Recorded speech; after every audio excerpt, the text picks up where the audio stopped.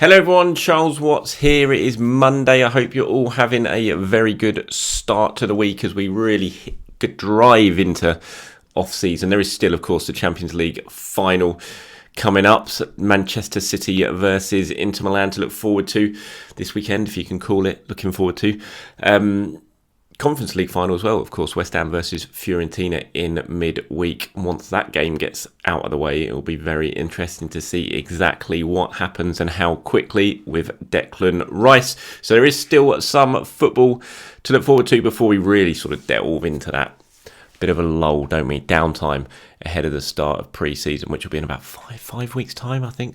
Hopefully that'll go pretty quickly. But of course, it's transfer season. Everything's about transfers now. Look on the internet, look everywhere. Everyone's talking about it. Who's going to sign? Who's going to go where? Who's going to pay what? And yeah, today lots of stuff to talk about. We'll talk about Moises Caicedo, who is in the headlines. Of course, big Arsenal target, or was a big Arsenal target. We'll talk about Nicolas Pepe. Ilkay Gundogan's agent's been talking. Joao Cancelo. Lots to talk about. So let's start with Caicedo, shall we? A player, of course, Arsenal really tried to sign in January. Didn't get it done. Brighton held firm, rejected a couple of bids. Second was about 75 million, including add-ons from Arsenal. Player very much wanted to join. Agents wanted him to join. We all saw the social media posts that came out that didn't help matters at all in terms of how Brighton were feeling. And Brighton held firm. Fair play to them, deservedly so. They did it, and they got their rewards with Caicedo coming back into the team and then going on and securing Europa League football in a very entertaining, good team that Brighton are. But it appears Caicedo will be going this summer. I think the fact he signed a new contract after January, that didn't mean anything in terms of him committing his future for the long term to Brighton. It was a case of them protecting themselves, being able to ask for more money in the summer when he would be allowed to go. We know McAllister is going to go this summer, and Caicedo very likely to follow him as well. Roberto De Zerbi's already basically admitted that as well at the end of the season. It's going to be interesting to see what happens with Arsenal and Caicedo. Lots to talk about. Will they go in for him? I mean, I can't say for sure right now that they will. But if they're going to, they're probably going to have to move pretty quickly because Chelsea are, according to reports, certainly really sort of stepping up now. They've missed out on Ugarte, who they're trying to sign. He's ended up going to PSG, or will be going to PSG. And so Chelsea are out of the race for him now. From Sporting Lisbon, of course, played against Arsenal in the Europa League last season. And so all the talk with the Chelsea B, the reporters who are very close to Chelsea at the moment is that, they're now turning their attentions to Caicedo and trying to get this done. They were very interested in him in January as well, like Arsenal were. Didn't put the sort of money on the table that Arsenal did, but, they're very much expected to now. It's going to be interesting. Caicedo, a big part of him wanting to go was to play Champions League football. I can't remember exactly what he put in that statement that he released in January, but I'm pretty sure it mentioned Champions League. Chelsea aren't even in Europe this season. So it will be interesting if Chelsea do put the money on the table that Brighton are willing to accept. And Brighton are trying to sign Levi Colwill as well at the moment from Chelsea. Of course, was brilliant for them on loan last season, the centre-back. So whether that ends up being part of a potential deal, we'll have to wait and see. But, should the two clubs agree something on Caicedo, it'll be interesting to see what he does because, Brighton are in Europe next season. They're in the Europa League. He wants to play in Europe. He's spoken about wanting to play in Europe. And yes, Chelsea are a huge club, massive club, but they're in a state of flux really at the moment. And they're not in Europe next season. So he'll have a big decision to make if Chelsea make the first move and have something accepted. And then I think a lot of the thing will be down to whether Arsenal decide to go in for him again. Now he will know, the agents will know, they'll be in contact with Arsenal. They've got good connections. They were clearly, it was all going on in January. So I think a lot of it is going to depend on what Arsenal do. Personally, for me, I feel like if we saw how determined he was to move to Arsenal in January. He liked the project. He's spoken about it. He said he wanted Arsenal to win the league in an interview. Done a really good interview. Did ahead of the FA Cup semi-final. I think it was with the Telegraph. And you feel like if Arsenal and Chelsea are both in the mix and both put the same money down, he's gonna want to go to Arsenal. They're in the Champions League. That he wanted to go in January. But it just depends what Arsenal will do. Obviously, Rice is the priority. He is the player they want. He's the midfielder they want to come in and really build this team around in the summer. Could they potentially get both? Financially, I've always said it just feels like a really difficult one to do because of the money. You're talking about two potentially £100 million players there. Brighton rejected 75 million from Arsenal in January for Caicedo. They're going to want more than that now to even entertain doing a deal. He's signed a new contract since then. They're going to look at what Arsenal are going to be paying for Declan Rice. And they're going to say, well, yeah, I know obviously he's not English, he's not homegrown, he's not an England international. We all know about the English tax and all that, but still, they're going to be looking at that price tag and thinking, well, is Caicedo been brilliant in the Premier League, young. Why are we going to be accepting £40 million or £30 million less than West Ham offer Declan Rice? So it's going to be a difficult one to do both. So it'll be interesting to see what happens. And I mean, personally, I think I'd rather Declan Rice than Moises Caicedo, and I know a lot of people are going to disagree with this. I had a really good debate with a few other journalists at the towards the end of last season about this, who would be the better player, and it was very much a split debate. Some people saying Caicedo, some people saying Rice. I think I'd rather Rice, but obviously I'd love both 100%. But I still think, I just think financially it's going to be really difficult when you've got other stuff you want to do in January. In the summer, you really want to sign, potentially another centre back, another full back, another right-sided winger. Can you shell out £200 million plus on two central midfielders? I don't know. I'll have to wait and see. But let me know what you guys think. Who would you prefer out of the two of them? Would you prefer Rice? Would you prefer Caicedo? Tell me why as well in the comments below. But I think, it's going to be interesting. If Chelsea do make that first move, if it does come pretty quickly, how Arsenal are going to react is going to be intriguing to see. I think it will tell us a lot about exactly where their priorities are going into the summer. Nicolas Pepe, of course, is a player who, to be honest, I completely forget is even an Arsenal player at times. I've forgotten many a times this season. And suddenly you'll see his name pop up and you're like, oh yeah, Pepe. He still plays for Arsenal, doesn't he? Arsenal's club record £72 million signing, still plays for Arsenal. And I get lots of questions here. What are Arsenal going to do with Nicolas Pepe this summer? How is this going to pan out? I mean, I can't say for sure how it's going to pan out. Ideally, Arsenal would love to get some money for Nicolas Pepe and move him on like sooner rather than later this summer. But I just think it's going to be, and this is just me talking my opinion on it.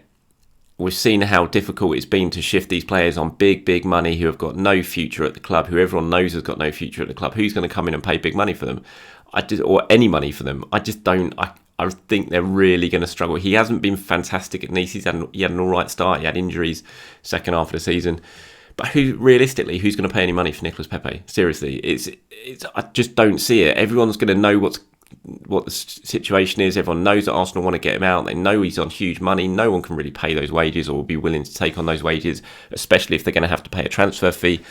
It's just one. The more you look at it, you just think it's going to drag on throughout the summer, and it might end up resulting in the old pay up and move on, which will be remarkable 4 years on from Arsenal spending £72 million on Nicolas Pepe. Look, he's a good player. He's got talent. We've seen it. He's a good finisher, but he just clearly doesn't fit the Arteta system. And that I just think it's moved on. The fact that Arsenal want a right-sided player to come in and provide cover and competition for Saka, and they've got Pepe on the books, and they're still trying to sign someone, it tells its own story. I'll be stunned if he comes back and plays a part next season. You never know. You can never rule anything out in football, obviously, but I'd be very, very surprised. I'm sure you probably must think the same. Do you guys seriously think there's a future for Pepe at Arsenal? Final year of his contract? Let me know in the comments below, but I just can't imagine it. I think it's one of those ones. They've had to make some big decisions and let a lot of expensive players go just to get them off the wage bill and get them off the books. And it's one of those ones as this summer drags on, unless someone comes in with a surprise bid for Nicolas Pepe, it feels to me like one that could end up coming to some sort of agreement as the summer sort of heads towards this conclusion, so he can move on, find a new club, settle on somewhere else, and Arsenal can move on from Nicolas Pepe. It's been a very expensive mistake, unfortunately. He's had good moments. His first two seasons at Arsenal, certainly. That first season, he played a huge part in Arsenal going on to win the FA Cup. Played really well in the semi-final and in the final. Second season, slow to get going, finished it very well, but then after that, it was just moved on. He wasn't helped, obviously, the emergence of Bukayo Saka, just really, really difficult for anyone to be able to get ahead of Saka then, and he just doesn't quite have the work ethic and the football brain, I would say, that you need to have to be a real success in a Mikel Arteta side. And timing just hasn't worked out for Nicolas Pepe. It's a shame because it was such an exciting signing. I was so excited about it at the time, but I just feel like it's probably going to be best for all parties if somehow they can separate at some point this summer, move on, and let Pepe get on with his career, and let Arsenal move on in a different direction. But as always, let me know in the comments below what you think on that. Ilkay Gundogan's agent's been speaking, basically denying that anything has been agreed with any club. I think it was Fabrizio Romano spoke to him, and he said the quote was, "Nothing has been agreed with City or any other club. The recent reports are not true. Ilkay is only focused on the Champions League final." That's exactly what you would expect from a player, certainly as professionals. Ilkay Gundogan, it's certainly not all the talk about his future has certainly not impacted him in terms of performances on the pitch, has it? Because pretty much every single week he's been turning up and winning games for Manchester City, just like he did the FA Cup final last weekend. So once the Champions League final's out of the way at the weekend, then I think it's going to move pretty quickly in terms of what Gundogan is going to do and what step he chooses to make in terms of his next step forward in his career, whether that be Arsenal, whether that be Barcelona, or whether that be signing a new contract with Manchester City. Cancelo, again, another Manchester City player, his future is up in the air, that Arsenal are interested in signing. I don't know how it works. I honestly... I haven't got a big tactical brain like Mikel Arteta or anything like that, but I think if you've got Zinchenko on one side and Cancelo on the other side, I would hate to be one of those two centre-backs in that team. I mean, you surely couldn't play both of those two full-backs in the same team together. It would be so attacking. There would be no full... obviously when Zinchenko's in the side, it works okay because you've got Ben White, Saliba and Gabriel there who can sort of slot in next to each other a little bit once Zinchenko moves into his inverted role. But if you've got Cancelo on one side and Zinchenko on the other, I just look at that and think, how on earth is that going to work? It would be a bizarre one. I mean, he's a fantastic player. Don't get me wrong, he's not had the best of times recently. He had a difficult season, obviously got bombed out by Pep. Was all right at Bayern, not fantastic. They obviously haven't taken up the option to sign him on a permanent basis. But we've seen what he can do in the Premier League. He was fantastic for Manchester City for a time. Last season or the season before, he's arguably in their top couple of players of the season. But yeah, I don't know. I look at that. I think if you're going to spend a lot of money this summer, which Arsenal are, do you really need to spend it on Joao Cancelo when you've got Ben White there at right back that works pretty well, that defensive unit, I think, when they're all together. So I'm not sure how much that one makes sense, but would you complain if Cancelo signed? Probably not, but I'm sure people watching this video are far more tactically astute than I am, so please do let me know how you think it would pan out if Arsenal did end up signing Cancelo, how that side would work and how they could all play together and provide the defence with enough cover to ensure they're not just basically leaving Saliba and Gabriel on their own at centre-back against every single team that attacks them every single week. Aside from Arsenal, big news at the moment, looks like Tottenham are going to be hiring a new manager, Ange Postecoglou, coming in from Celtic. Looks like it's pretty much agreed now, certainly between the club and the manager. Tottenham and Celtic have to agree on a deal as well in terms of compensation and all that, but it's looking that way. Tottenham finally getting their man after chasing about 25 other managers during the summer. I actually think it's going to be a good appointment for them. I think he's what he needs. I really like Postecoglou from what I've seen of him. And look, I haven't seen loads of him, but what I do see and hear from him, I think it's actually going to be quite a smart move from Tottenham. I'd much, from an Arsenal point of view, I kind of like, when they signed Mourinho, you knew that was going to be a disaster. When they got Conte in, you knew it was going to ultimately end in disaster, and there would be this big clash of personalities, which there was. You knew that was going to happen. They were just ego appointments from Daniel Levy. It's like, we're Tottenham, we've got to show we're trying to do something, so let's hire Mourinho even though it's never going to work. Let's hire Conte even though it's never going to work. Hiring someone like Postecoglou, who is all about the culture. He's all about discipline. It's a huge step up coming from the A-League to, I think he managed in Japan, then he managed in Scotland. So he's not had a top experience at a top league, but everywhere he's been, he's won. I think it could be a good appointment, put it that way, So I've seen a lot of their fans complaining about it, and it's not a big name, it's not a big name. Well, they've hired big names and they haven't worked at all. So I think this one might actually work out and be a decent appointment for Spurs, but we shall wait and see. All right, that's it from today's video. Thank you very much for watching. As always, please do enjoy the rest of your Monday. I hope you start the week well. And I'll be back tomorrow to talk all the latest Arsenal stuff and share my opinions and views. But anything you've heard, disagreed with, agreed with in this video, let me know, as always, in the comments below. Thanks for watching, everyone. Speak to you soon.